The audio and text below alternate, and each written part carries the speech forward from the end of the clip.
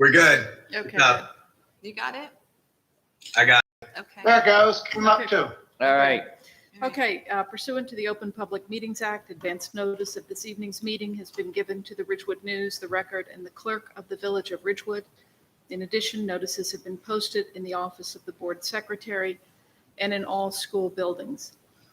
Before we move on to presentations, I would like to acknowledge that our new normal is not. Every day, administrators, faculty, and staff are working hard to help our students through this while balancing their own lives, families, and stress. The words thank you just don't feel adequate, appreciated, and valued. And to the parents and guardians, grandparents, and family who are at home as our partners on this journey, your contributions are also greatly appreciated.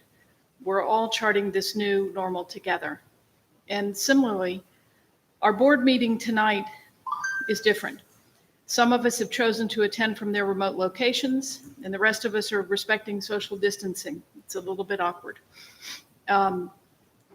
As we go through this, the 2020-2021 budget hearing, the second and third are in the usual places on the agenda. If you wish to make a comment, please submit your comments using the link on the agenda that you received by email. There are also multiple places to reach that link on the website. If you did not said that, we'll be very careful to read every comment, and we will allow a few minutes toward the end of each public comment as we navigate this new path. And with that, we'll start our presentations. Just first, before Antoinette discusses the budget, you know, a lot of work has gone into really the last week in a day of instruction. We started working in advance of this when we thought that there was a possibility that schools would close, even though at the time we didn't know if these days would count towards the 180 days. Our administrators and especially Stacy for the instructional part of this new adventure that we're all going through. You know, the first week was fantastic. It wasn't without its bumps, and we're going to do a better job this week. But for the first time going through this, for all our students at the same time, I really think it went very well. We are up and running. People are working remotely. The business office is working. Employees, all our employees will get paid, and that's important. And we will pay our bills. Additionally, the buildings right now are being cleaned and disinfected when a room is complete. Of the election, as everyone knows, the election was moved to May 12th. It's only a vote by mail. All registered voters will receive the ballots. And you can imagine the county, all the work that they have to do incorporating our budget election, our Board of Ed election, along with the village's municipal election. So they're really biting at the bit to get this information, to get these ballots done. Just as teaching all our students remotely, this voting by mail to this degree is totally unprecedented. And, you know, it could be a while before we get the results, I would imagine. And the district, we've made every attempt to keep the public informed about what's going on in the district. We'll continue to do that, and we'll continue to educate the students. Just want to reiterate, definitely great job, Dan and Stacy and team. I mean, a lot of proactive messages before we even thought we were going to close or knew we were. I know a lot of other school districts, unfortunately, were really not prepared, and they had to have a day on site to be prepared for that with their teachers just to get online. So again, great job, and thank you. Thanks. Yeah, I'd like to add to that too. Dan, your letters every day. Thanks for that. But also, you know, you've assembled a great team, administrative team, and it certainly is evident in the cohesiveness. Some of the morning announcements the principals are doing online are wonderful and funny And you can just imagine how great it is for the kids to see the principals either reading a book or sharing a story or something like that. So with Paul Semendinger this morning doing the Pledge of Allegiance with the flag and everything, it was great. So, 24 kids remotely and to attend to their needs. And congratulations to the parents, because I can't imagine you live it. I've heard from parents now, they, not that they didn't appreciate the teachers before, but they appreciate them a lot more now.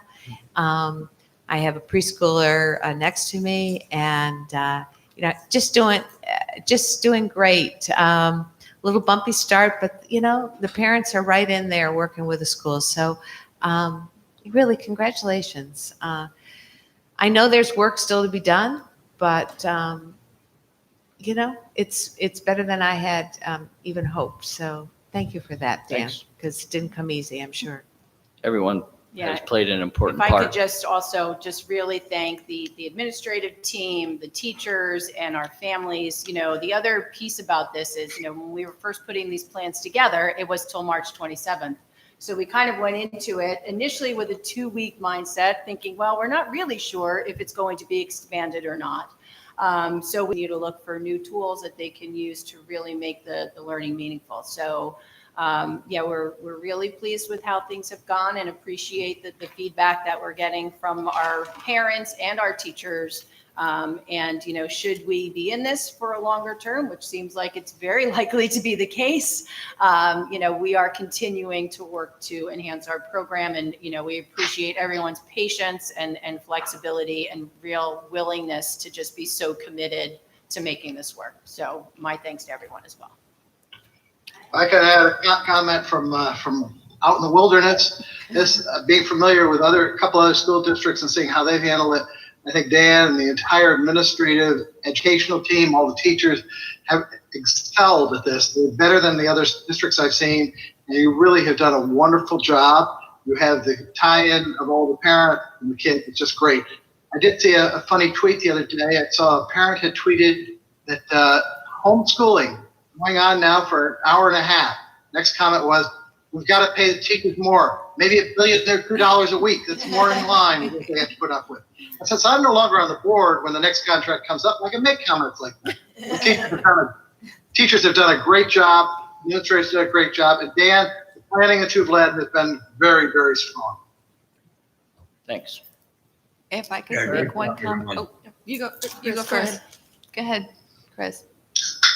Just to reiterate, I agree. Everybody did a fantastic job. To pull this off in such a short amount of time was really incredible. And reading Dr. Orsini's message this morning about the kids saying all they do is, when they're at school, they want to be home. And now the kids are saying all they want to do is be back in school.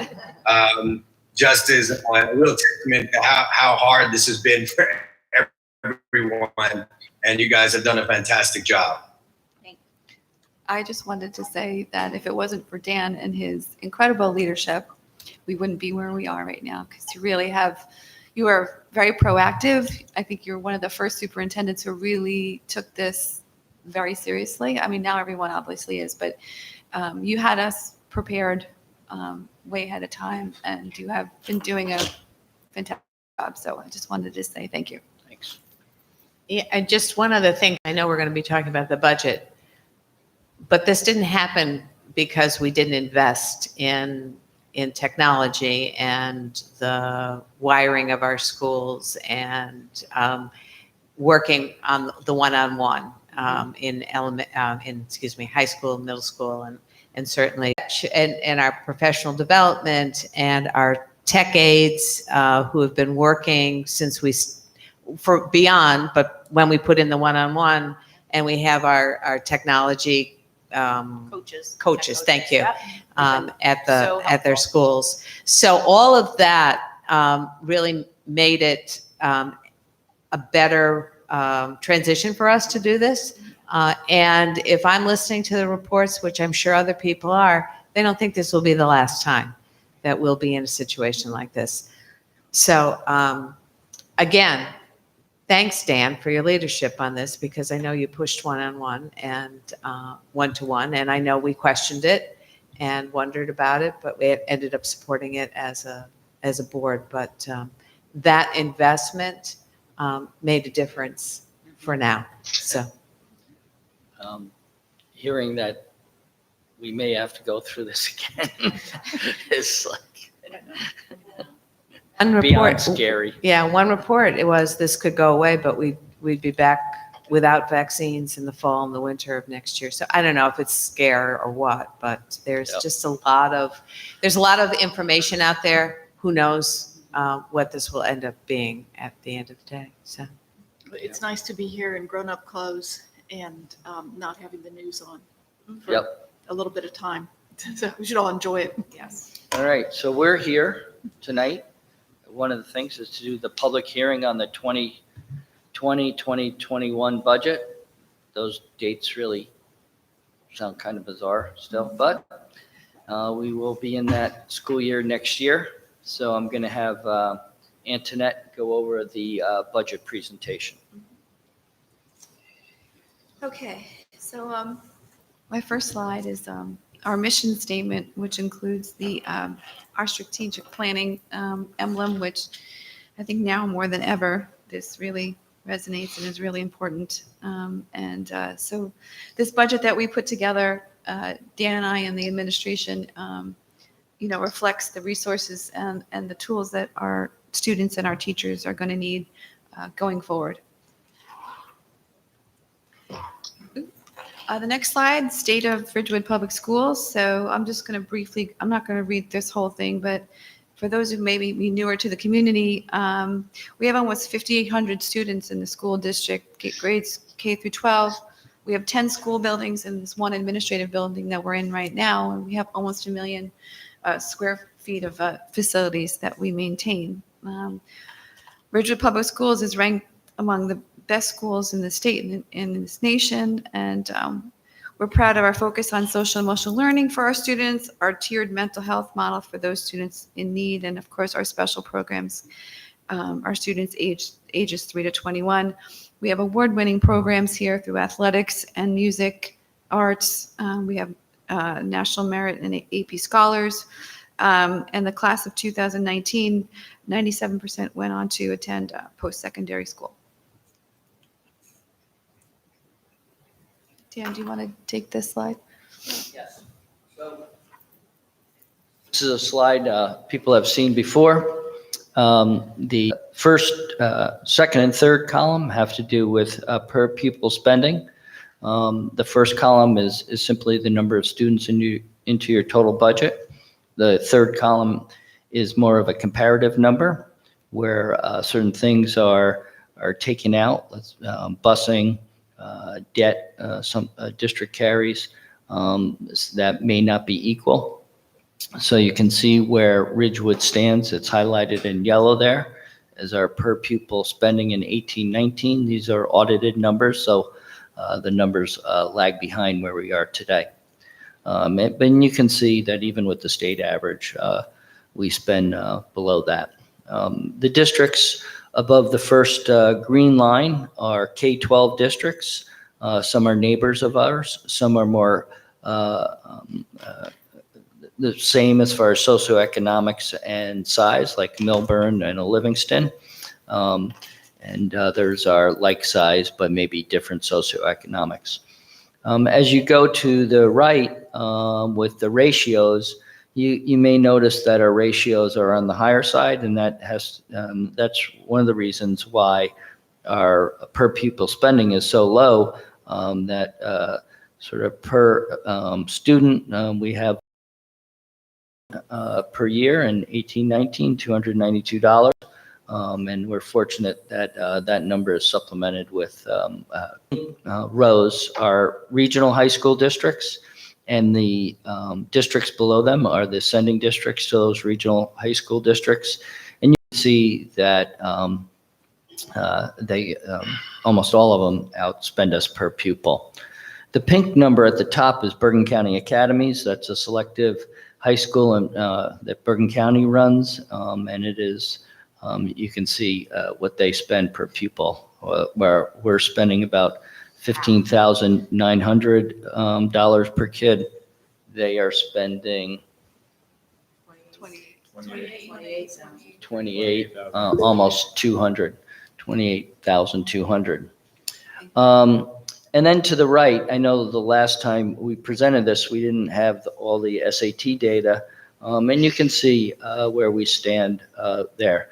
Now, SAT data is just one data point, but our students perform well against our neighbors, against like districts. So I'm very proud of that.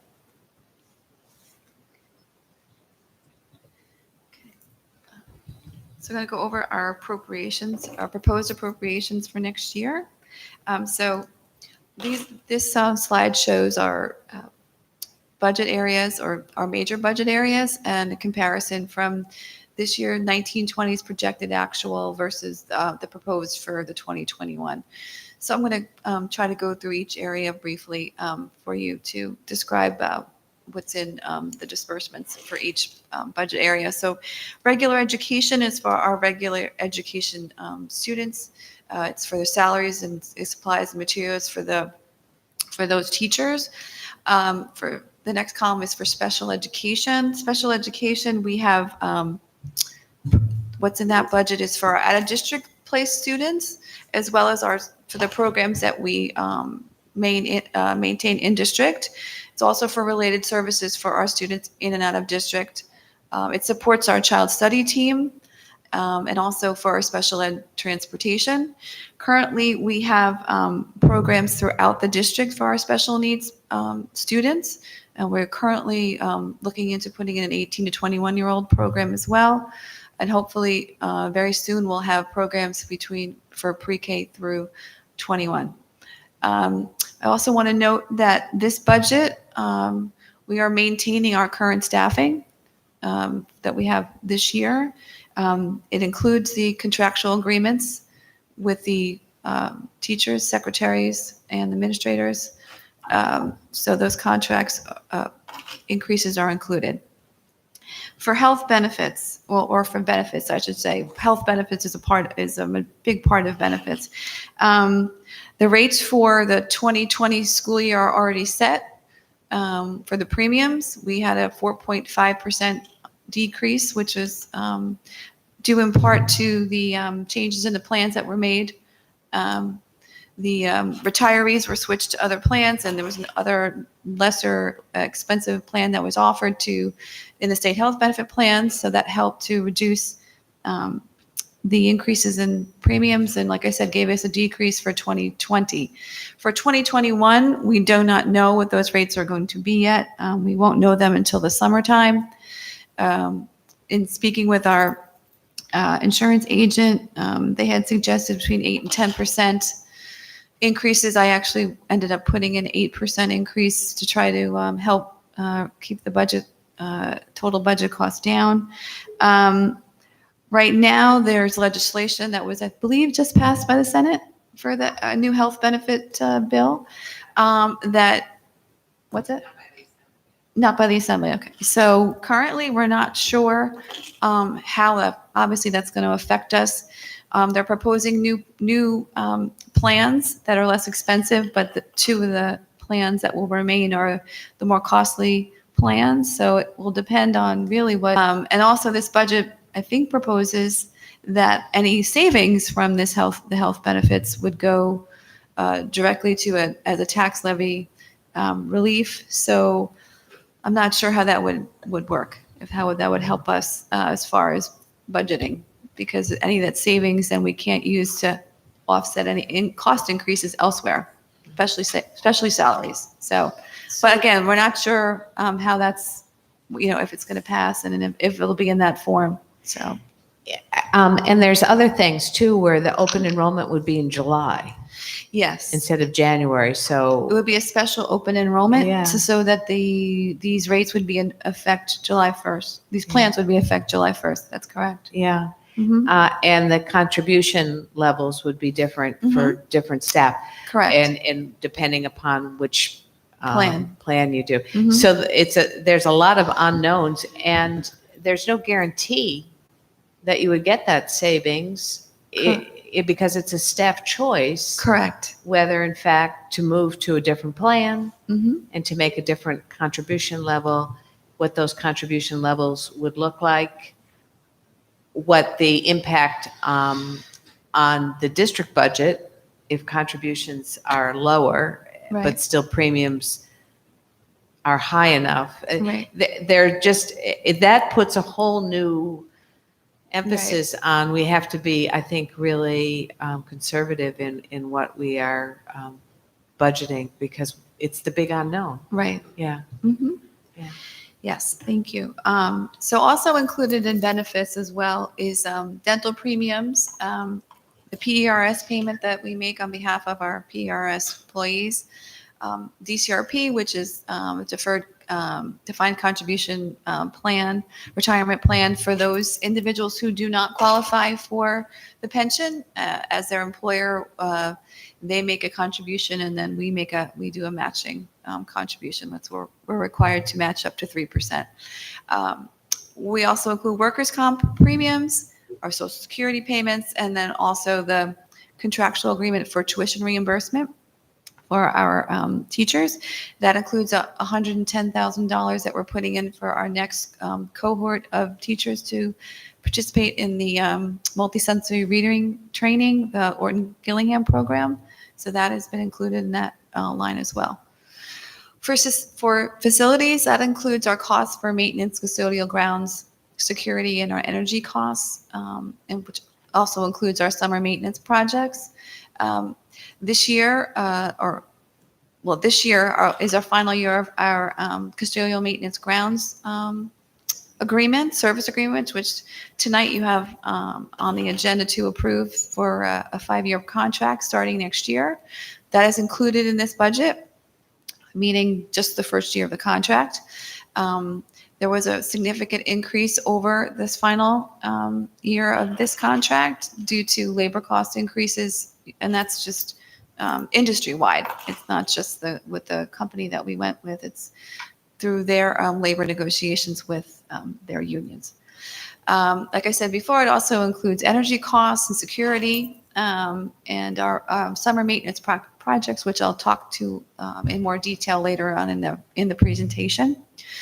Extracurricular, that is our after-school programs and our clubs, K-12, our athletic programs. And then administration includes the cost to run the business office, the general administration, which is Dr. Fishbein's office, school administration, which is for the principals and their support staff, our IT administration, and then it all includes our legal, a lot of our professional costs, legal, auditors, the architect, and we'll also include our election expenses this year, which will be a little different because it'll be shared differently. So I'm not sure how much that's going to be because that's going to be a lot of mail-in ballots that they're going to have to produce this year for all of us. So I'm not sure what the cost will be. So It'll be would we different. pay for the printing? Mhm. Yes. And so what's going to happen though is it's going to be shared, but Right. I think there's certain things they don't have to print, like the provisional ballots and things like that. So there'll be some savings there.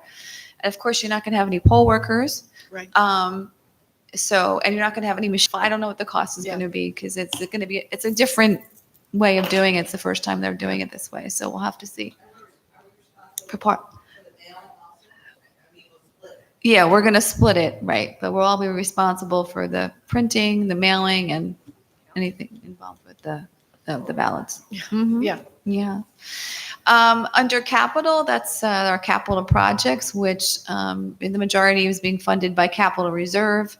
I have another slide that I will go over shortly that I will detail those projects in a moment. Under other, which is our student services, which is our guidance services, library media, our regular transportation, and where our PD and curriculum costs also are, and our basic skills, bilingual, and our community school program is under that category.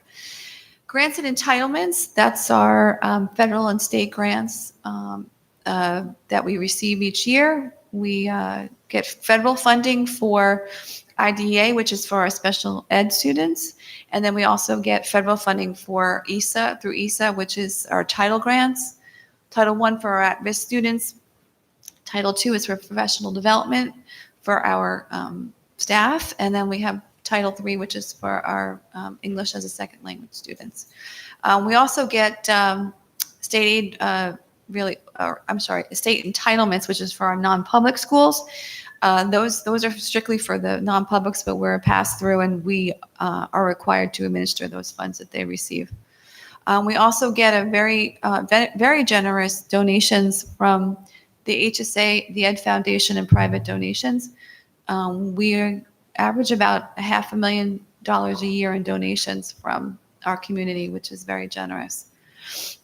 Debt service budget is the budget to pay for the principal and interest payments that are on our outstanding bonds that are due each year.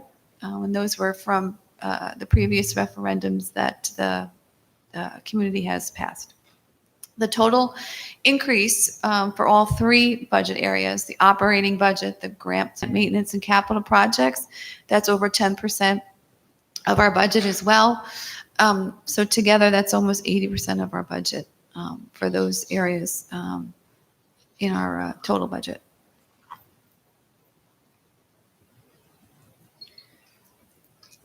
Our anticipated revenues for next year. So the very first line is the general fund tax levy. Tonight, if on the ballot in May, that the voters will be voting on, we're asking and recommending for a 2% increase over this year, which is the cap. The other revenues that we are anticipating are our miscellaneous revenues, which includes tuition from other school districts who send their special needs students to some of our programs, as well as other parents who send their children to our district as well.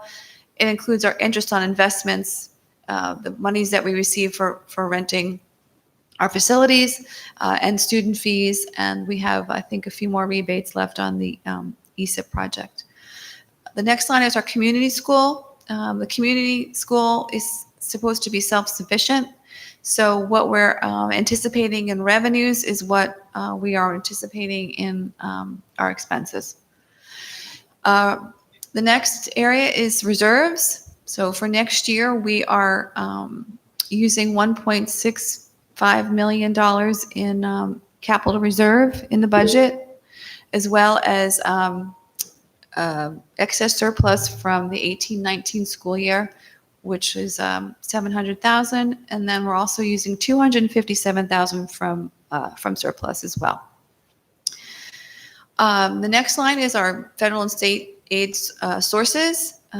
If you had seen our preliminary budget when we first rolled this out to you a month ago, we had anticipated an additional $400,000 in state aid, and that was based on the fact that we had gotten that much last year, and because we are additionally anticipated an additional $400,000 in our first round of the budget, and then when the state aid numbers came out, we got an additional $250,000, which is included in this budget. And I will, when I go through the capital, I will talk to you a little bit more about where that $250,000 has been budgeted.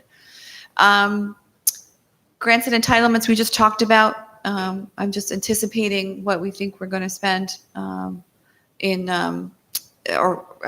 we're going to receive in grants for next year. I usually anticipate the same as the year we are in. It's usually around the same or actually more. The next part is the revenues for debt service. Debt service tax levy, that is money that will be raised by the taxpayer.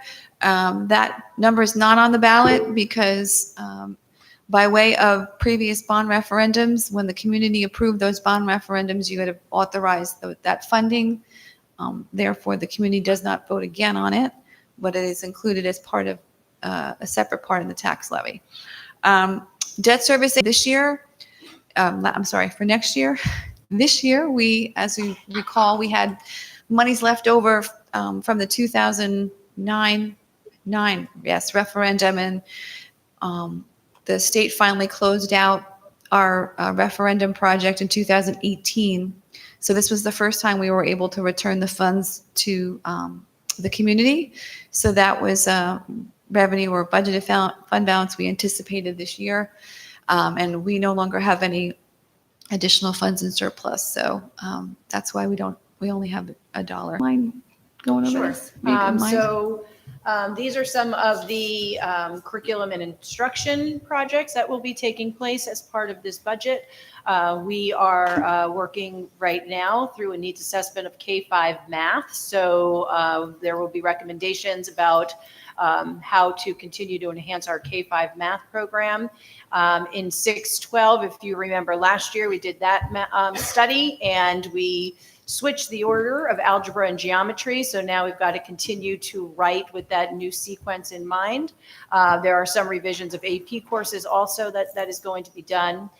In K-5 ELA, we did the writing last summer. However, now that we've gone through it once, we're going to take a look at that curriculum again and perhaps make some tweaks based on the teacher's first run through. In grade 6-12, we are getting involved with the AP Capstone program for American Studies. So that will include us doing some revisions to that curriculum and to train our teachers with AP Capstone. We have one new course being proposed for social studies called the Global Citizen. And if that course runs, we will do the writing this summer as well as purchase resources for that. In grade 6-12, we continue to make science updates. Officially, their review starts next year. However, we are also taking our RAP program and linking it up with AP Seminar. We'll do some writing for Anatomy and Physiology Honors, RAP and Zoology. And big purchase is that our licenses for our biology textbooks and our AP chemistry textbooks are coming to a close. So that's a major textbook purchase that will be done for 6-12 science. The purchase of resources for each of our languages. So we're on German right now. In fine and applied arts, we have a new middle school course that we are trying to get off the ground called Soundology that will have a bit of a music tech focus. And we are doing some K-5 music, ceramics, jewelry, and painting. Those are courses that we did not fund after their study, again, trying to even things out and make sure that our resources are spread across the subject areas. We also continue to make a significant investment in professional development. You can see a few AP institutes, teachers always, when we take on new courses or even if we have a staffing change, we make sure the teachers go for training to teach those AP courses. We continue to work with Nancy Schultz from Conquer Math at the elementary level this past year. So we're deciding exactly, where do we want to put our resources to really continue that growth. We pray for training another cohort of teachers through Orton Gillingham training at FDU. Do you want me to talk about this too? Okay. So, when we look at the budget, even though the curriculum sliver is a little bit smaller than staffing, but continue to expand them as well. It's great to see, when the teachers came with the idea about AP Seminar, getting a bit more creative with the ways that they are providing credit for kids, and our teachers continue to look for those opportunities. We've got 5 world languages, and we've got extensive extracurricular offerings in athletics, the arts, and also, so many interests that our students have that they go to teachers with, get clubs off the ground, and then we're able to support those as they get their footing. Here's some statistics just of student achievements. Again, very impressive when you look at the statistics from the class of 2019. I don't think I need to read them all. You can see them there on the slide. So, these are numbers that we are very proud of that, speak to the very high level of achievement that our students are reaching through their education in Ridgewood. Thank you, Stacy. So this slide is just a summary of our IT budget, we have the operating budget, and the lease purchase budget as well. Every year we do a 5-year lease purchase for technology equipment.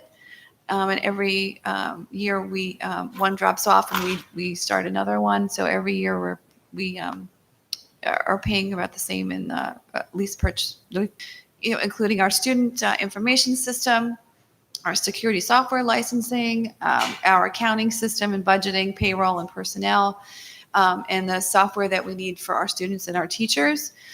It also includes anything for our for maintenance and monitoring, like our fire alarm systems and security, our security cameras, the newer systems that we've put in, the lockdown system, emergency notification system, and our visitor management system as well.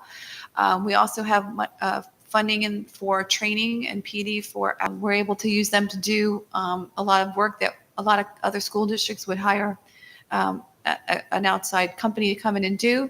So it does include some where it says time cards, which is for overtime. So that does include some time for them to do some extra work for us.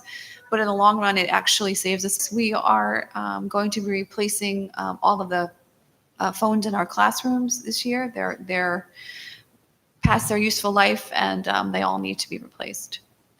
Under our lease purchase, we're going to continue our one-to-one program, 6 through 12, that we're replacing some desktops too as well. And then we're also starting to replace smart boards in the elementary school level maintenance and grounds and construction projects. So we have approximately $2.25 million toward expenditures to maintain our buildings and grounds. The proposed projects are the $1.75 million. Like I said earlier, $1.65 is from outlay, which was part of the additional state aid funds that we received. We took part of that money and increased the funds that we're going to need for the soil remediation project at Orchard School. Based on my conversations with a consulting firm, they felt that $600,000 would be appropriate to do the project. So we increased that by $50,000 from our original estimates.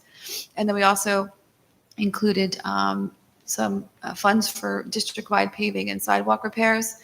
And as you can see, which we had earlier in our first preliminary budget, is to replace this field, the turf field at Stevens, and to renovate 2 more bathrooms in each middle school.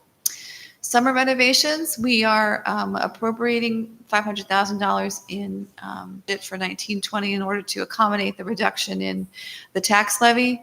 So I'm happy to say that we were able to accommodate and bring it back up to the $500,000 that we normally spend in order to do classroom renovations throughout the district and continue our asbestos abatement that needs to be done, as well as district-wide painting and any other maintenance projects that we're planning on doing over the summer. So this slide indicates the tax impact to the taxpayers, the average taxpayer in Ridgewood. This is a comparison from 1920 to 2021. As I said earlier, on the top of the slide, general fund tax levy, that's the number that will be voted on if the board approves that amount tonight. That will be on the ballot only. I did include, though, the debt service tax levy as well, as it is a tax impact to the taxpayers. Yes, the assessed valuation. I'm sorry, I couldn't see. Oh, my glasses on.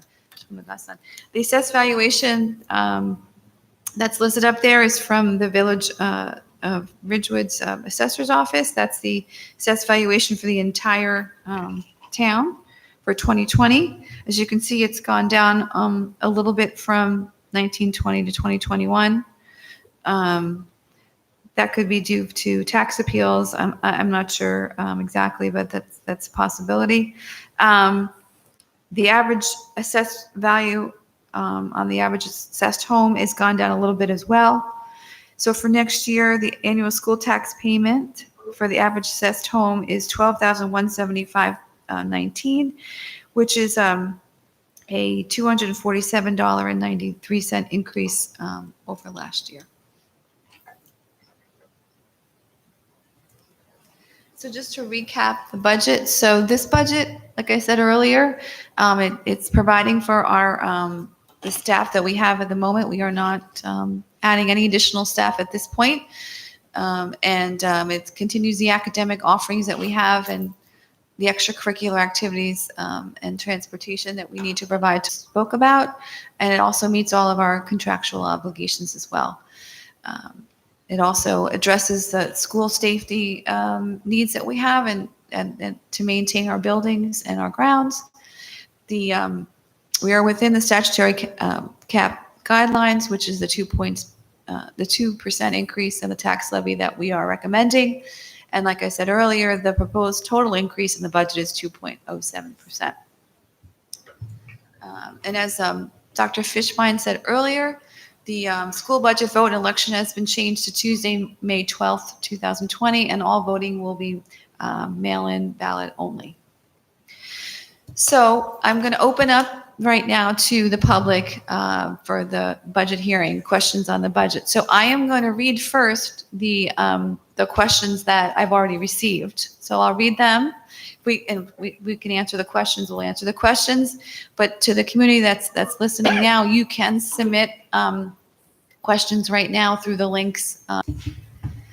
I will read the individual's name and their address into the record as part of the minutes. So this is from Gifted and Talented Education Act into law. That law has specific requirements that must be met in the upcoming school year. Does the proposed budget address those requirements as outlined in the new law? So yes, we are aware that that law was passed in January 13th or so. And the law has a couple of components that will affect our curriculum writing. Most of what is in there we already do now. But they are recommending that we look at a specific set of standards and determine how well our curricula integrate those standards for students who need enrichment. So the supervisors are also, Thank you. Yeah, no, go. Additional money that's are really related to what's happening at the state level. So they want to appoint a commissioner for gifted and talented education, and then we will be required, it sounds like, that to document specifically, submit. So that's one part of it.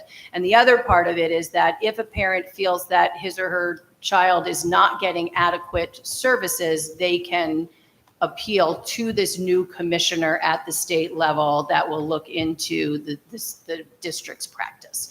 So, in terms of, how students are identified using multiple measures, an extension of the curriculum, I feel like there's not too much that's changed. It doesn't require a separate curriculum. It doesn't prescribe a specific type of program that has to be in place, but you will have to validate that you are identifying and servicing students. So Mr. Donnie had a follow-up question. It said, can you provide details on how does this budget meet the requirements outlined in the law for the upcoming year? When I think that people was the are same- revising curriculum this summer, they will be attentive to making sure that they are addressing what is in the law. But it'll be funded through our curriculum writing budget this summer. Okay. Another question for Mr. Donnie. Can the board confirm that GW and BF bathroom projects will not be committed to a vendor via any specific language in the bid request documents until the budget vote is approved by Ridgewood voters and the contract for Orchard has already been awarded, so we know we have enough money to take this project? Until the voters approve this budget and until the Orchard work has final numbers, we don't know if we have enough money to take these projects, and the board should not commit to a vendor that these projects will definitely happen. So Yeah. so the order would be, we would approve Orchard before all the other capital projects to make sure that we have the funding for that project. And none of these, well, because of the dates changed, normally none of these projects are approved prior to an approved budget. Right. And a follow-up question. Oh, But the funding for the capital projects is out of capital reserve Yep. and not out of Yeah. the operating Uh-huh. budget. That's I mean, correct. I know we have Yeah. to get it all approved, but. Right. right. But Right. our normal Uh-huh. process, our process is Right. no POs are written before we have an approved budget. Correct. This is, I think, a follow-up question to that. Can the board tell us if bids are already published for GW and BF bathroom renovation projects? And what steps are being taken to give additional time to vendors for walk? Well, I can tell you now, the bids have not gone out. Tonight, you're only approving the project applications for those. So that has to go to the state first. So they're not out to bid yet. As far as the walkthrough, that's, we'll have to figure that out. I haven't Yes, gotten we that far will yet. make Yeah. sure we follow the proper Right. precautions as far as distances to do the walkthroughs, and make sure that during the given time that we have for the walkthrough, that we follow those rules. Okay. And then one more question for Mr. Donnie. The board is going to vote on a $27 to $28 million contract for 5 years. I'm assuming that he's talking about the custodial contract.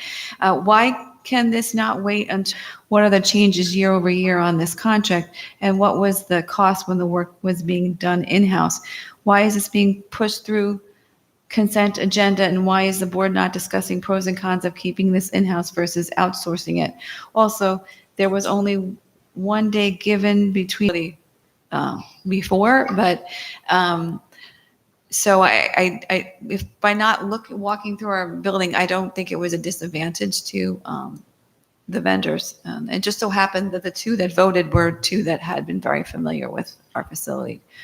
I Go think ahead. one of the things you told us Yeah. through this process is there are limited number of companies doing this. True. I mean, over the years, they've consolidated and gotten bought out by each other. So we typically don't have too many that do submit proposals, unfortunately. Even with Yeah. regular construction projects, most of the time we get more bids in construction Right. from people who didn't walk the site, because the bid specs are detailed and the jobs are common. But just to go back to the rest of that question. Yeah. The current contract for custodial maintenance and grounds expires June 30th. Correct. So we've been talking to, we went out to bid for a contract to replace that contract. Mhm. And this is a normal timing for doing something We're like actually that. kind of late because Oh, okay. remember Right. we had rejected, or not we, the board had rejected the first time we went out for proposals because we felt the cost was too high. And then we went out again. And so because we really wanted to try to get a contract in place, while we were doing the budget process. So we had a better, handle on the cost. So we were actually kind of late in going out. So the increased cost is spelled out year to year. Also, we did, I should say, my office did an analysis of bringing the staff back in-house.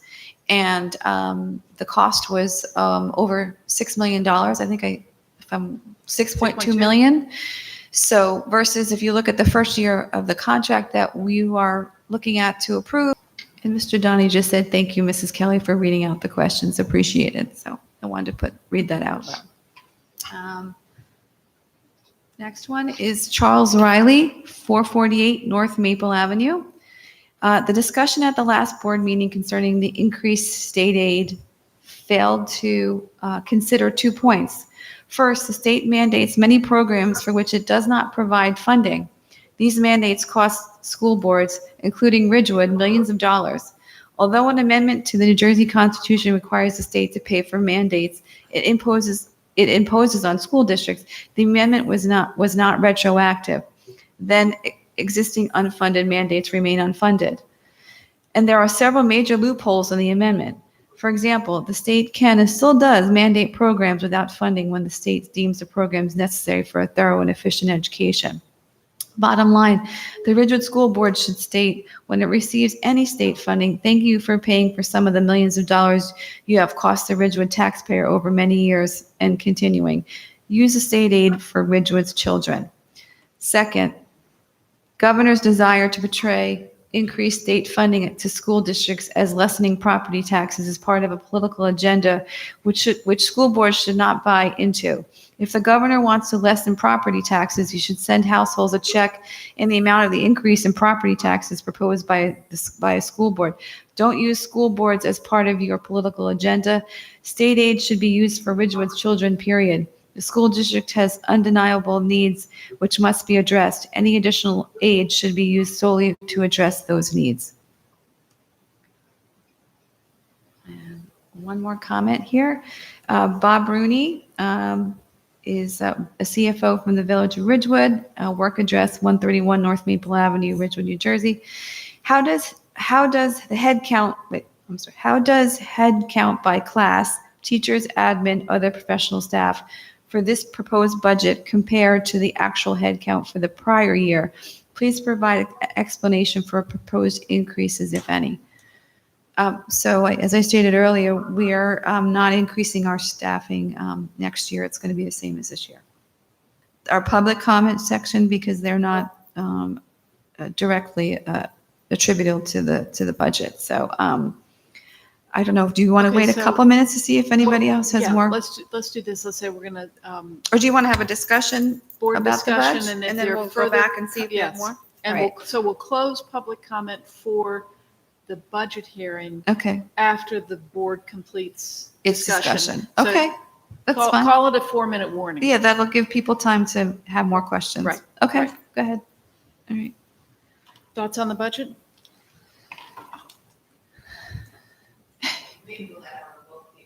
Oh, that's a good idea. All right, I'll go for it. I still, I have not changed my feeling from the last meeting. I still feel that we have a responsibility to give some money back to the taxpayers. I think now, obviously, with everything that's going on, it's even more sensitive. People are in dire need for any opportunity to save a little bit of money. I again feel that maybe some of the maintenance projects could go into the referendum, and I've changed my feeling on this, and I might be the only one that feels this way, but I have not changed my views, and I do appreciate all the work that went into the budget. So thank you, Ann, and everyone in the administration. But I still feel the public, the money that was the state aid portion of that should have been given back to the community. And that's my point. Thank you. Shall I go for Multo in space? Sure. Chris, I appreciate your comments. As I'm thinking about this, there are several things that go through my mind. I agree that state aid was supposed to have gone back to the taxpayers. It was clearly in the governor's budget message. But that was 3 weeks ago we discussed the slots. The world has changed a lot in the last 3 weeks. We're looking at the state of New Jersey, which is going to have a severe problem raising funds and getting taxation revenue in. And I can imagine there will be pressure on the school's budget from the state across the board. I am concerned that the $6.25 million, $6.5 million that they were giving us additional aid may not come through in the final budget. And in fact, I'm concerned that the district may end up with a lower amount than we had last year if the state is really under serious constraints. Consequently, hearing that and thinking about it, thinking it through, I don't think this is the time to actually pass it back to the taxpayers, because I think it's probably illusionary. I would like to suggest that we pass the entire budget as it now stands, and I will not renew my request from the hearing. The budget and putting all the things into it to meet our requirements and our expectations. More importantly, the requirements, because they're significantly higher than the state requirement. Thank you. Thank you. Thank you, Jim. Mohammed? No comments? I've struggled a little bit with this budget, not because I don't think it's really solid, but because of what's going on in the world. And yet I recognize the work and how we need to continue to be a strong district and sort of prepare and look for the future. So I also am concerned about two things. One is the changes to the health benefits and what that impact will be. I know the state says one thing, but sometimes what the state says doesn't always come true because of budgets and because of not recognizing maybe the every district's staff's wishes and what they want to see in terms of their health care. I just did some quick looking at the proposal, and I just think there's some flaws in it. So don't know what will happen.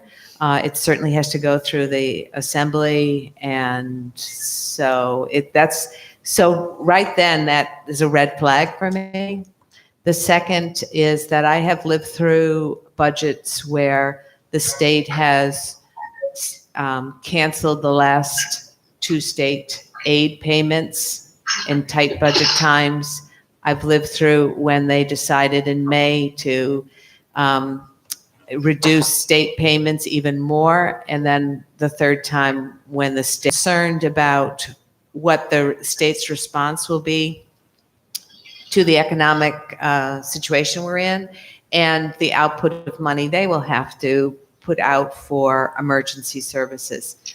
So our state aid, I think I agree with Jim, is when I look at how the formula is supposed to run in a perfect world,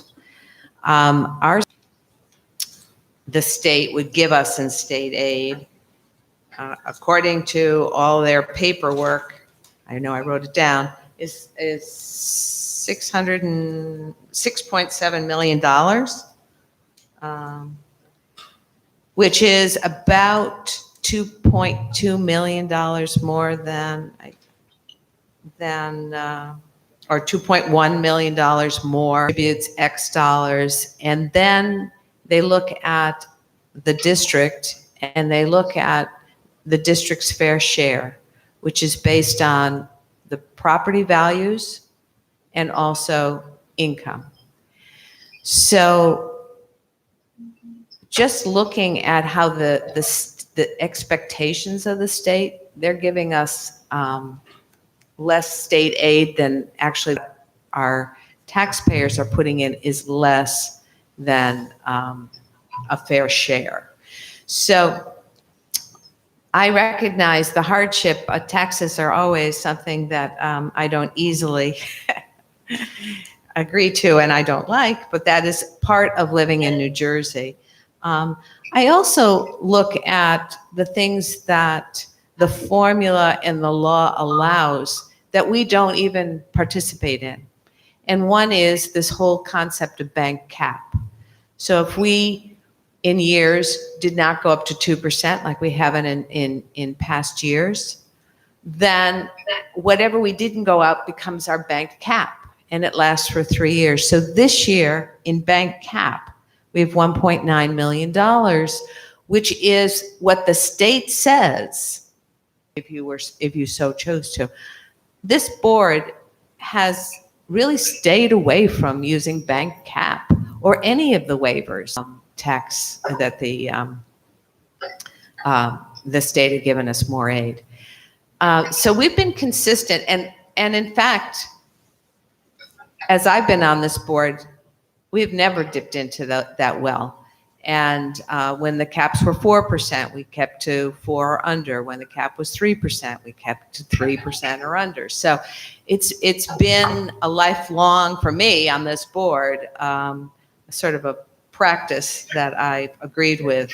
So I look at that, And then I look at all of the things that are built into this that are additional expenses. And I went over those last time that I spoke.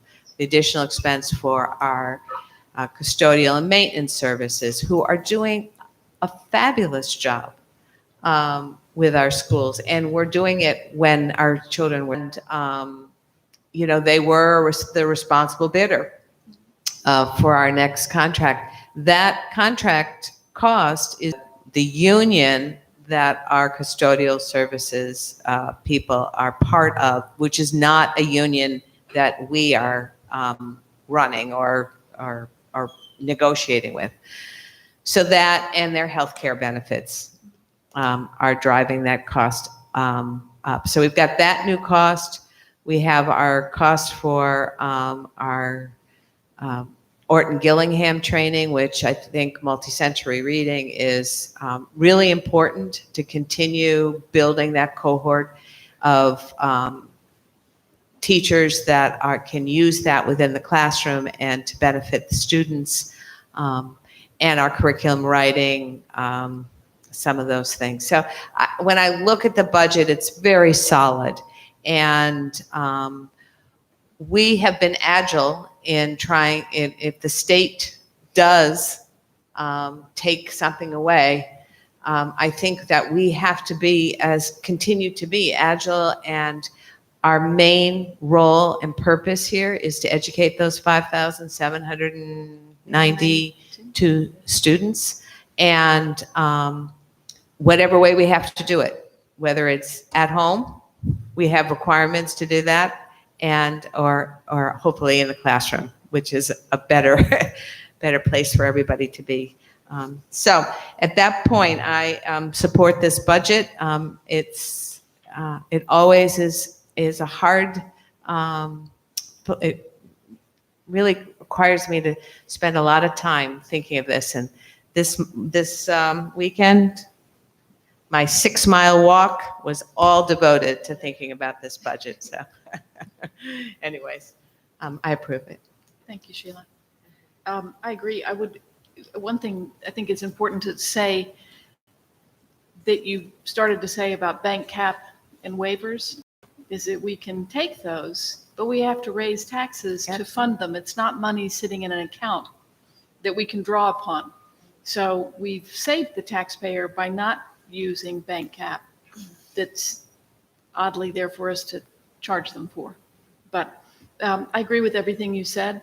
I also agree with Mr. Riley's email to us that I believe little of making a decision on behalf of the students at the cost of the taxpayer or vice versa. That's not fair.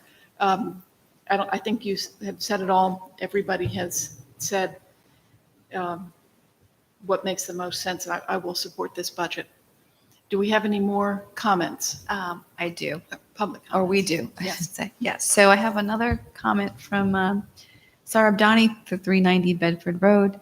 His comment is, Ms. Brogan is wrong when she says this board has not used waivers. Say we have not used bank cap and waiver in same sentence. Please count it only once. Well, I don't think that's Actually used the waiver on enrollment. Right. And then we put that into the budget, but when we received the state aid, after that, it was $551,000. Yeah. We returned that $551,000, and I think there was some change in there. And we returned that. So, yes, I think I did say that we had used that and then returned it, but it has been the norm not to use waivers or bank cap. Oh, okay. We had another one just came in, but I was going to put that under the public comment, Okay. so I'm going to hold off on that one. Oh, he does? All right, so let me just, all right, I'll just read it then. It's easier. That's fine. So it's from Michael Lembo, 445 Van Buren Street. I know it's been said multiple times, but thank you everyone for the great and prompt response to the current situation. Dr. Fishbon and everyone at the board office have been stepping up. I think he has another. Hold about the budget. I see that you added the slides that compare the budget to last year as requested and is online, so thank you. It's much easier to see the increases from last year. I see that you added 8% as an estimate for the healthcare costs, which is on the low end. Any increased costs attributed to the current crisis or aid for that matter. Is there a plan for that? Plus any additional programs that are canceled due to the current affairs, what will be the plan for those funds? I know I'm putting the cart before the horse, but something to think about and plan for, just like the extra money of state aid to give back that has been brought up a few times. So I'm trying to. So, Okay. so I think Oh. if there is a loss Mhm. of state aid, Mhm. you know, we'll be as thoughtful, not knowing what it may be or if it's going to happen at all.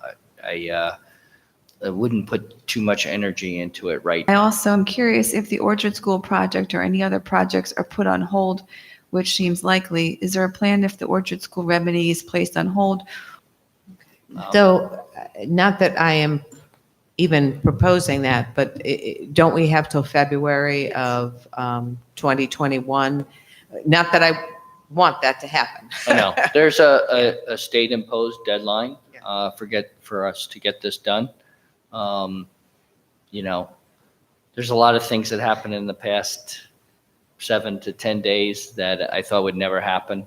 So I'll wait to make judgment until that time comes. And I think with this one, I mean, it's something we want to get done regardless of what the state is saying, right? So I think we should plan to be on time, on schedule.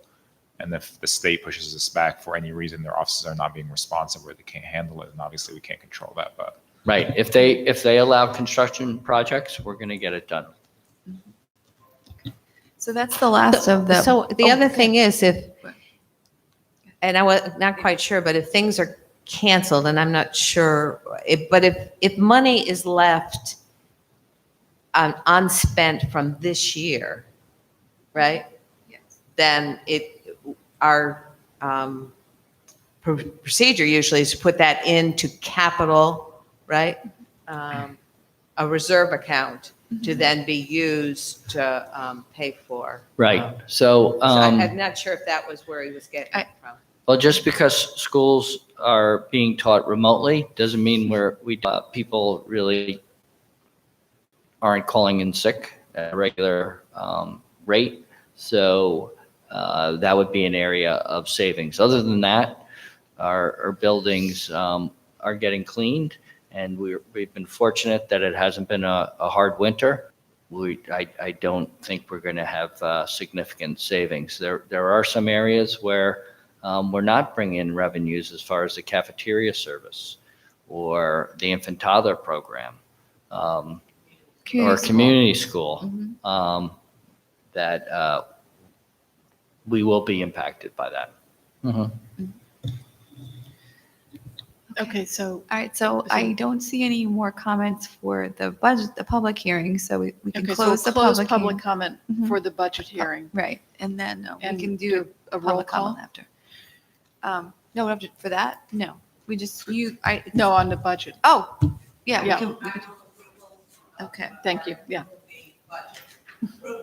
The 2021 budget, a second. thank you. okay, hang on, let me write it down. Okay, I'm gonna do a roll call. Ms. Brogan? Mr. Kaufman? Reluctantly, but listening to the loss of revenue, I'm going to go ahead and say yes. Okay. Mr. Mahmood? Yes. Mr. Morgan? Mr. Jim? Morgan, can you hear us? I think you're muted, Jim.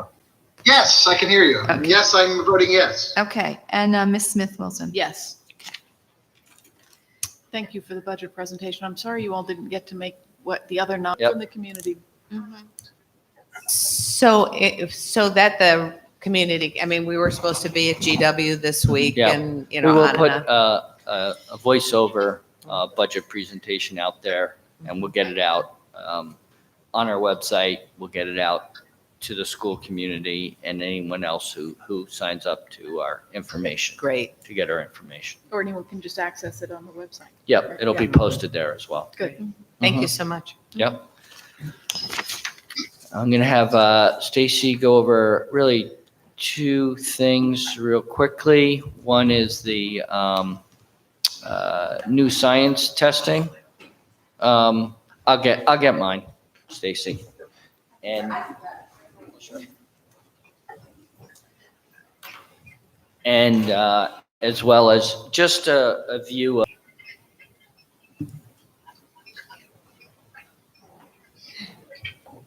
So just so the public knows, there will be another public comment maybe in about 10 minutes, 15 minutes the most. well, while they set it up, you want to just go over the February financials? Oh, good idea. Yes. Hold on. I gotta bring him up. Hold on. Well, you guys, you're approving the February board secretary's report and the treasurer's school monies report, and can you hear me? The transfer report. As I think you'll notice in the transfer report, we got the approval from to capital for that, and then part of that also we transferred money into tuitions to pay for some of the settlements, special ed settlements that we have. Okay. So I don't. Does anybody have any questions about the financials? And just so you know, too, I want to talk about the tax levy receivable. My office spoke with the town, and so they can submit the tax levy payments remotely. So we're all set up. So that will continue while we are in closure. So we'll be financially, we'll be getting those revenues. So. Thank you. Okay, Stacy. Okay, so I have a presentation tonight, a very brief one, on the NJSLA science results that were taken by our students in grades 5, 8, and 11 back in the spring. And so I just want to kind of give you an overview of where we are. If you recall back probably a few years ago, we changed the science standards to be NGSS, Next Generation Science Standards, which then got renamed as the NJSLA Science, New Jersey Student Learning. Why am I blanking on the A? Assessment. Yes, assessment for science. And so prior to this, students were taking the NJ Ask in science in grades 5, 8, and 11. And so they ran a field test last year, and in 18-19, it was the first scored test. So, even when it was NJ Ask, we did really not additional information. Again, it really is just a snapshot of student performance in science. The test was developed in collaboration with New Jersey educators, the DOE, and the contracted science vendors, Measurement Inc., for example. But this is the first time where, this is the first administration and the first time that we've gotten results. So you can see here that in grades 5, 8, and 11, you can see the comparison of Ridgewood to the state. Level 3 and above is considered passing. It is difficult to determine exactly where they put that cut score. You could see at the state at grade 5, 29.2% of students passed at a 3 or a 4. At grade 8 in the state, 19.8% of students passed where the state put the score. And in grade 11 in the state, 27.3% of students passed.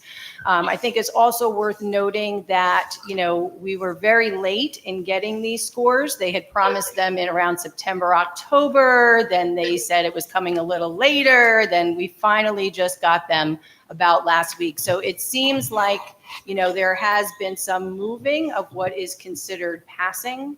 So you can see, how the scores played out, the state versus Ridgewood here, and that, our students did very well compared to where the state performance had been. Overall, we had very high participation in this science test, and we always have. Even with, people opting out of Park. When Park first came, nobody ever opted out of NJ Ask, and they didn't even get individual among our students here in Ridgewood. just to recap some notable achievements, as I said, our scores far surpass statewide results. And, looking at districts that are similar to us, other J districts, other Bergen County districts, we also did quite well. As I said, we might look at that and say, well, 65% passing doesn't seem that high. But when you look at it compared to, where the state was and where other districts were, it was pretty comparable to where we finished for language arts and math in comparison to similar districts. I think the delay in getting those results is very telling, because I think there was a bit of a panic at the state level when they saw those. Could you go back to the scores again? Sure. Yeah. And Yeah, that's the last slide. Yeah, because you're right, Dan. I look at those. I mean, I know I'm comparing them to the state, but I'm thinking, wow, because I'm used to seeing Ridgewood in about 80 percentile, 85%, whatever. Yeah, and So just wondering about those scores. And of course, it's in a vacuum. Right. I don't know how we are looking with other J districts, and can you really compare? Because is it the same way they do it? Because it's not really Now they're a J district to a J district. It's similar schools. I mean, it's a sort of a crazy way I think that's fallen off. Yeah. With Oh. them. Mhm. I mean, as a teacher, if my kids did like the far right column, I'd have to look at the test and the teacher versus all the kids. That doesn't make sense. Like, is it something seem a little weird that only 19.8% of them are achieving them? Does that speak to the standards? Does that speak to the test? There's got to be a host of factors. As Dan was saying, if I was a teacher and only 20% of my students passed my test, I'd be like, oh, wait a minute. That doesn't quite, So I think we have a lot of questions about these results. I'm trying that, to really look at that a little bit. And the other thing that they did on some level of detail that is a little confusing is that when they gave us some more detailed reports like this with color that broke things out by school, they only, instead of giving us 1, 2, 3, 4, they blocked it into groups of 3. So it's below expectations. And then they grouped together the 2s and the 3s and call them near those, either you were near or you met. If you met, you met. Why are we grouping near and met together? Because we want to work with those kids who were near expectations. But now they've grouped those 2 groups together, and it makes it really difficult to decipher the data. That's going to be a little perplexing, but we can break it out and look at those areas. And the other things that they broke out were 3 science practices. One is investigating practices, the other is sense-making practices, and the third is critiquing practices. So we would have to look at how those align to things like the science and engineering practices and the standards to see, which science and engineering practices are considered investigating and which are considered critiquing. They didn't use necessarily the same language of the standards per se exactly. So, we definitely have to dig into this a little bit more. But we're required to report out these scores within, 60 days. So we at least wanted to, present them and to make you aware. We also have to mail home individual score reports in this crisis. That's kind of gotten pushed to the back burner a little bit, but we will get those out to our families, as soon as we possibly can.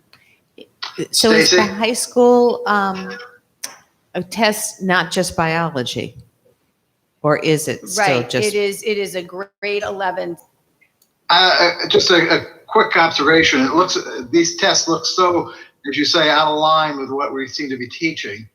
We're a high-performing district, and to have these kind of results against the state are gratifying, but they're also indicative the state test may have some flaws in it. But I would like to ask a kind of a lead-on question having to do with the situation we're in now. How many state tests do we have scheduled for the rest of this school? The feds to waive the testing for this year. I just read an article before I came in here. The AP testing will do from the article I read, a 45-minute online test that will College Board is making. that have closed for the entire year. So I'm not sure how, if the waivers aren't given, how those states are going to do testing. So there has been talk, though, at the federal level to give relief in that area. How about for SATs, PSATs, ACTs? Do we have those scheduled over the next couple months? We had them already. We had to cancel them. I believe that was the first weekend prior to closing. And that is still up in the air right now. All seniors have taken those exams. I would think that a senior wasn't looking to take them at this point. And all our seniors have passed all the testing requirements for graduation for this year. So that's not a concern for us. But it would be next year's rising seniors, this year's juniors, that have really been impacted by this closure. Yeah, this science test that I'm also sharing with you today, it is not a graduation requirement. So, obviously other tests are with ELA and math, but usually as 8th grade. So, the NJ SLA test in ELA and math, I think we would be okay. But again, we're looking for that flexibility and we're waiting to see, if we get some direction.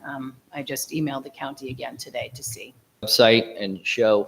Yep, there you go. Sure. So, we talked a little bit at the beginning of the meeting about our home instruction plan, and basically we revamped the front of our website and tried to get to be as open with our. It is working. So in grades K through 5, whoops, sorry about that. My thing is jumping. Public, so everybody can see it, is that parents go in the morning, they pick their school and they enter attendance. If they need help with a Chromebook, our tech department has been fabulous, and they can fill out a request form each day. Here's letters that have been sent informing parents about, what's going on, and we're trying to keep those up to date. The health notices are posted here as well. And if, parents are looking for resources to extend learning for their kids, those are posted here. When we go up to the top, you can see, I'll just pick grade 3 because they're right in the middle. Daily lessons, initially we were posting them the morning of. Parents requested them the night before. Totally reasonable request, especially for parents who are juggling several children or work or whatever responsibilities they have at home. The lessons are posted each day here. And then those kind of guide the learning at home. So that's what elementary looks like. Teachers are online every day from 8 to 12:30 to respond to questions, things that people may need. In addition to trying to assess work, give feedback to kids, answer emails. So, we really felt with K-5 getting started with set lessons made sense. But as I said, as we move forward, we'd like to kind of explore pattern where the students have a set schedule. They see technically 4 periods per day. Sometimes that period is an interaction with the teacher. Sometimes it's an assignment on Google Classroom. Sometimes it's a posted video with questions. Sometimes it's submission of work and teachers giving feedback. So our teachers are, really expert and quite proficient with a lot of these technological applications that will allow the kids to really maintain their learning in this virtual environment.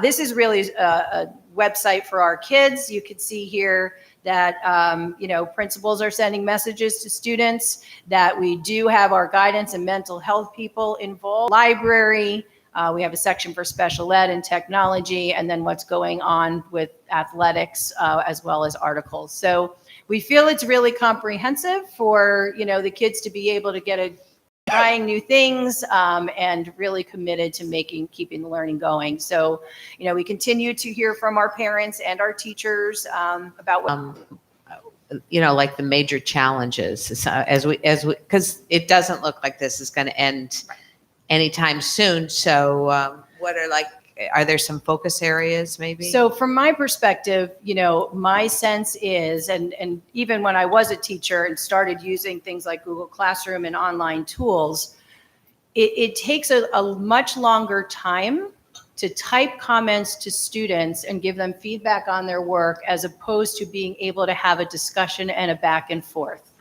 And so, teachers, I think, are trying to do the same amount of work and provide the same amount of feedback, and it just takes that much longer to type everything. I think email communication, a lot of times it's just a lot easier to pick up the phone and to have a conversation. So,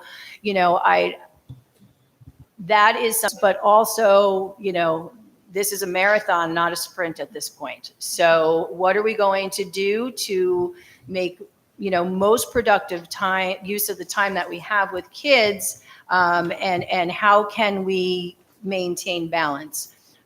We also are trying to do some more tools with real virtual meetings and with teachers having that face-to-face contact, especially at elementary. We know those kids are missing their teachers. We have the tech coaches trying out tools, but we also want to make sure that parents are, giving permission for that type of interaction. So we're working on getting that together this week as well, because we think that is going to be really beneficial to our students and their families. We recognize that, parents trying to deliver lesson plans, as a teacher, it's really hard. And so we are trying to shift toward our teachers kind of taking over a little bit more in these next couple of weeks. And I think those are probably the two biggest. You need from us. I just feel that teachers are, this is like, wow. Yeah, it is. It's really tough. It is a huge challenge. I've half jokingly, but half seriously said that we've invested a lot in technology there in a much, much shorter period of time than all our planned training in the past. That's a heater. Our teacher tech trainers are working with their colleagues, and they're a resource for their colleagues, and colleagues are teaching each other. And I think we'll see the elementary kids to perhaps use tools that they don't know either. So we're training our teachers, and we know kids pick this stuff up very, very quickly, but we also have to make sure that as we adopt new tools, that they're also very easily used by students as well, and parents, So, we're trying to keep all of those things in mind as we try to enhance what we're doing. And like I said, everybody's been really fantastic about, being willing to help each other, about supporting each other, about sharing ideas.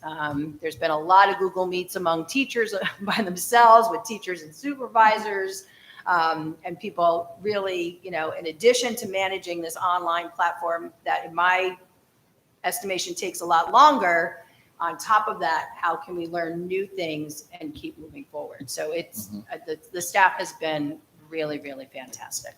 Yeah, I would definitely echo. It's been amazing. I think it'll be interesting too, because I think what I'm seeing, no travel, and a lot of people are focused on working from home. What's starting to happen now is that because everybody's at home, somehow everybody's becoming more busy. Because everybody can do calls, right? And nobody's commuting to the office anymore. So I'm finding myself more busy, and that's, more stress on my wife to be them. So I think let's keep that in mind as well, as it's going to start stressing the parents. Yeah, we've talked a lot about we talk about that, the and- balance, the expectations. I mean, if you're a parent at home and you work also, and you have 4 school-age children at home, I don't know how Yeah. you're doing. Yeah. It's really, and we appreciate that. And we've tried to really emphasize to our parents, like, this is flexible. If you don't get all the work done, it's really okay, and, reach out to us. And as, again, as we start to shift our practices, maybe that will also help the balance for everybody too. But, we have to train our teachers, and we have to really test out what works best. There's been a couple of things that teachers have tried. like, Now you have an audience. yeah. Well, you were supposed to have an audience in the Right. regular classroom. Right. But you have a different audience. Yeah. But I guess at the end of the day, I don't know if there's anything that we can do particularly for our staff, but I hope next time you send out a missive, Dan, because what we heard around the board table tonight was thank you to Yep. a staff from the board members, because we so it just, I think that's really important to convey. I would, Yeah. yeah, absolutely echo that. Two suggestions or questions. One is, do we feedback? We, right? we will do something like that. I started thinking about that over the weekend. Haven't brought it up with the administrators yet. I was planning to do Parents that. have Planning to do proactively that on reached out to Wednesday. us too. You know, Just so to keep the open channels, right? Yep. For improvement. People reach out. Good. yeah, and that's, for instance, we shifted the lesson plan posting based on parents' requests.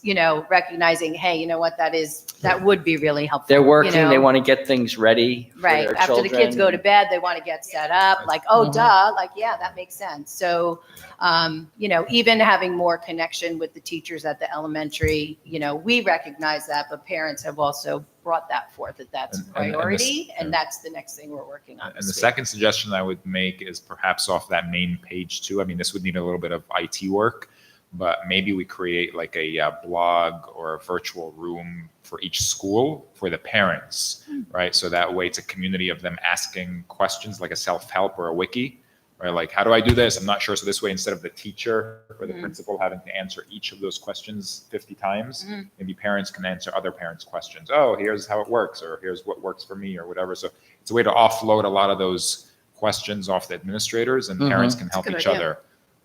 Interesting. And if you link it Exploring. from the main page, like, Hawes, get self-help. Yeah. It would need a little bit of IT work, right, to create that. Mhm. Great. It's a good idea. All right. So in committees, facilities, we talked about this already. That just means that we're asking. Okay. Comments from the public. Okay, yeah. Okay. Every time it dings, does that mean that that's a comment coming in? We heard earlier? No. I don't know. Okay.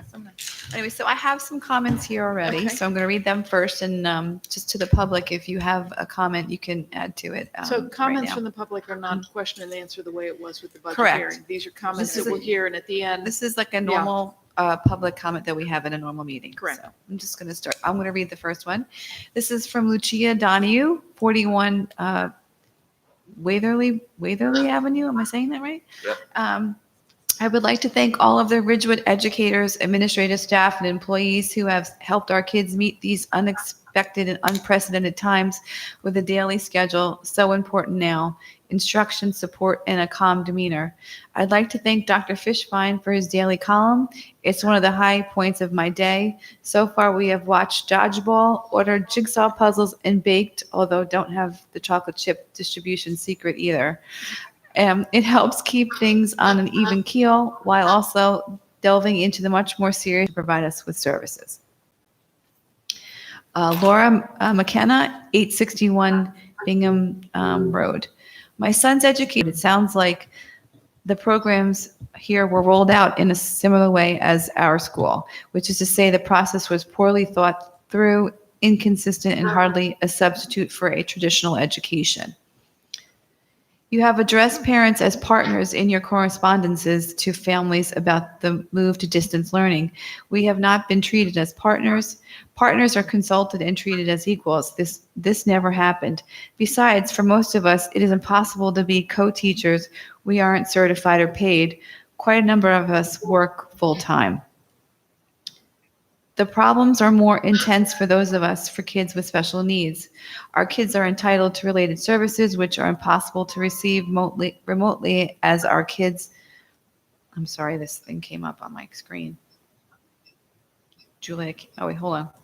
Hold on, I'm trying to get this thing to. I can't get this thing out because it's. Oh, okay, I don't know what that is. Okay, our kids are. Oh, here you go. Grab that. All right, grab it. Our kids are suffering from anxiety and lack of routine. My son's teachers are his best friends because he doesn't have peer friendships. He needs to see them face to face, but few of his teachers have mastered that technology. And teachers need to pick up these skills quickly because this son's furniture and dirty laundry from his off-campus house. So what's the long-term plan? Unlike nearby areas like Rockland County, Ridgewood and the other neighboring teachers, parents, and students with lots of frustration and anger. Perhaps Ridgewood should plan to use those 2 weeks when the peak illness comes in 40 days. Just shut the school for that time because a whole lot of us are going to be sick then. School districts with the most resources are using programs like Zoom or WebEx to provide synchronous education that conforms to the old school schedule. That seems to be the gold standard for remote education. We should all be moving towards that goal. We should also start planning for summer education for all who want it. The special education kids are going to be legally entitled to compensatory education. Others will need it too. The federal government will have to bail out schools so we can start putting together programs right now. And those programs should include parents as real partners. Please start creating. That's all I have That's the for only public comments? comment right now. Okay. So we're going to close public comment for this section of the meeting. Mhm. There will be one more opportunity for public comment, and we'll give a warning. But why don't we say our goal is to get it done within 10 minutes? Is that fair? Okay. You Yeah. got consent and Yes. so, okay. To present for consideration, the following: A, attendance at conferences; B, administration; C, curriculum and instruction; D, human resources; and E, finance. I'll move it. And just quickly, there are some things on this agenda I would call hopeful, meaning that in the area of personnel, there's some time. Teachers would only get paid if those activities occur, and that happens with all our time card activities, and the same thing as far as field trips are concerned. So if they don't happen, the people would not get paid through the time card process. Do we have a second? Yeah, I actually wanted to talk about human resources, so I wondered if we could do that. Do we need to get a second first and then we'll do? Yeah, Okay. We use- so move A, B, C, and E, Okay. because Could I just answer all your questions before well, we vote? you did, but anything after February 3rd, sorry, April 13th. So that would be my only suggestion. So I could be alone. That's fine. Well, we always approve these things when we get them, so something doesn't fall off the plate, and then we're approving it after the fact. If I had a crystal ball, I would say the vast majority of those things, unfortunately, will not occur. Trust me, I've been on the phone several times with project graduation people who are concerned even that far out. I give the board my assurance that, the things that are in personnel for time card, if they don't occur, they don't get paid. And there are things that we approved much earlier in the school year that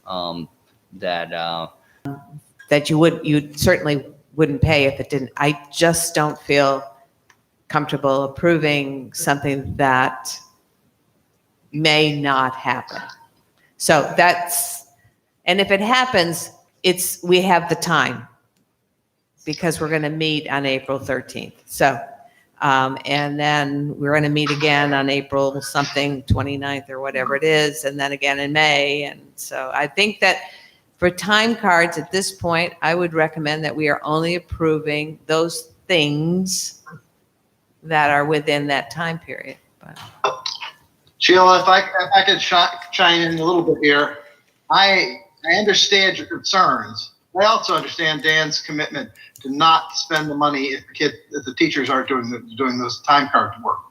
I'm also cognizant of our superintendent has on his plate about 1 billion items. And just taking it off this agenda and moving it to the next agenda is going to take either he or Lucy some time to do. So I'm very comfortable giving him the pre-authorization of that kind of a thing. Thank you. Yeah, because then I come, I mean, by that logic, I think we should, It's just on these kind of. yeah, It's not on No, it's a good point. salaries Yeah. or any, you know, Yeah. nothing on, these are other than yeah. contractual things.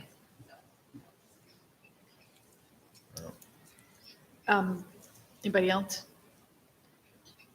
Before we do the roll call, I'd just like to read into, or just make note of 2 significant retirements.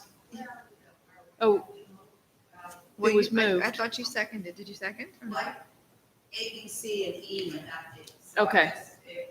Do you want to do them? alone on this, which is perfectly fine, then you better proceed. Okay, so can I Oh, get someone to, Or separate Yeah. out D. So you want to do A through A, B, C, and E first? Yes? Just, no, before we move anything, question on the contract, the maintenance contract. Given Which is- obviously everything that's happening, are there any further considerations we want to be thinking about to include in that contract? Do we want to go back and include any provisions of our own or any stipulations?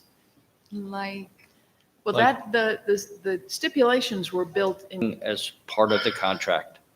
So it's You still, know. it's still business as usual for them? Oh, yeah, Yeah, they're in yeah. the buildings. Yeah, I've been dropping by a building or two every morning and they're working hard. Yep. But it's not really business as usual, is what you're describing, Dan. It sounds as though they're doing some kind of a clean a classroom, seal it, and then only go back if they have to. And no one's tracking in dirt after recess. Yeah. I mean, there's work that needs to be done. I mean, they can start working on things that they normally would have done in the summertime. So they're going to continue to work for us. You know, There's prevent maintenance. Mhm, Says yes, they're, mhm. you know, we're redoing the finishing on the floor, Yeah. taking away the wax Yeah. and putting on a new finish. Right. There's lots of other, Yeah, those are, like I said, those are yeah, things they that normally do in the would be summer. really great Yeah. to have done as Mhm. well as what they're doing. So, yeah. Yep. okay, so are we going to, So would you like to do, would should we we move like all, to? can we do- move all the items? Okay, is there a second? I second. Okay, you move them, in. You can't do that. Okay, sorry. Someone else needs Wait. to second, please. I'll second. Okay, thank you, Chris. Was that Chris? All right, Mhm. hold on, let me, you guys are changing. So Brogan. And We'll then, do okay, all except D right now? yes. So I'm going to take a roll call. Ms. Brogan, Yes. Mr. Kaufman, Yes.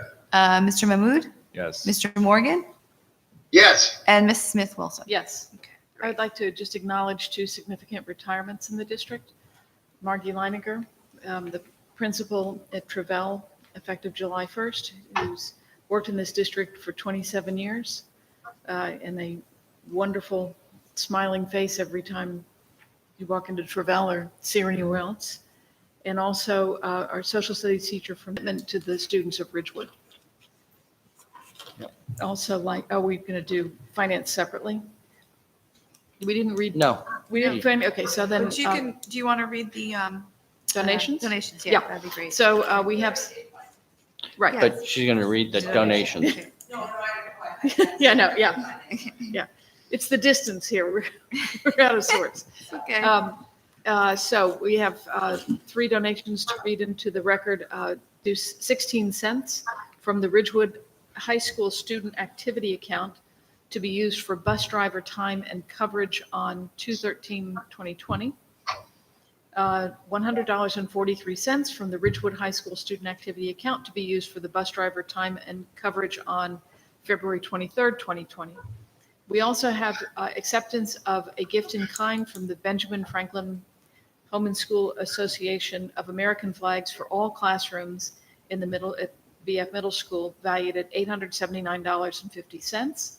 And a gift in kind from the Glen School Red Mom Home and School Association of sensory path material and hanging magnetic hallway rooms to the schools.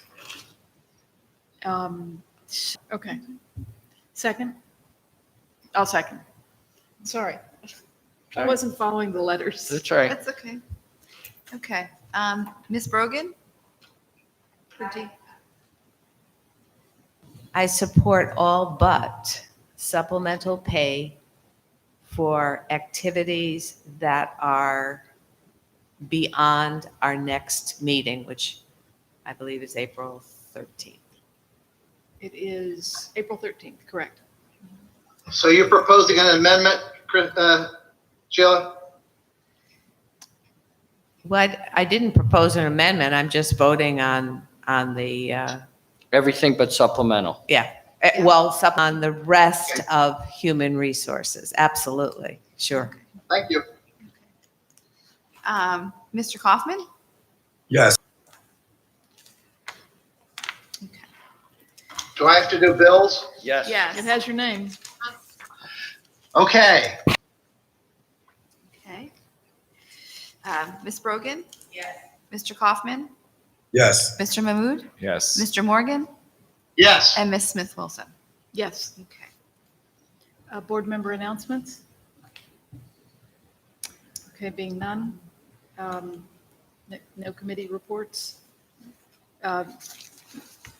We'll open up for the final comments from the public. This foundation, many businesses throughout the country are cutting their budgets 20 to 40% immediately. How is this being implemented and considered in Ridgewood? What are the drastic measures we are putting into place to address 20% unemployment and significant burden on taxpayers? What is our plan? I guess the answer is if we have a significant loss in revenue, we'll have to make the same decisions. I don't have any other comments right now. Okay, so as I said, our meeting is almost over.